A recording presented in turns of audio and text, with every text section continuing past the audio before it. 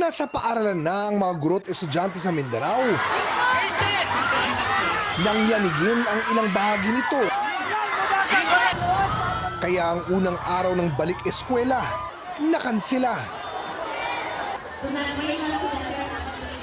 Habang sa Macabebe, Pampanga, pagkalubog sa baha ang dahilan kung bakit di magamit ang 5 classroom sa Kaduang Tete National High School.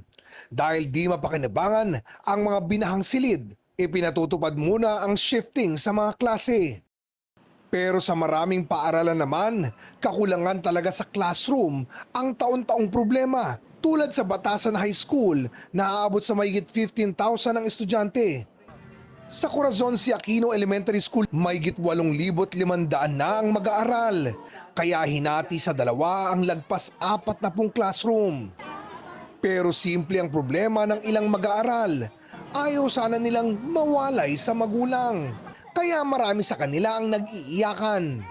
At kahit pa may iyakan, bakas pa rin naman sa mga bata ang excitement ng pasukan. Dahil sa mga bagong uniform, bagong gamit at mga bagong kaklase.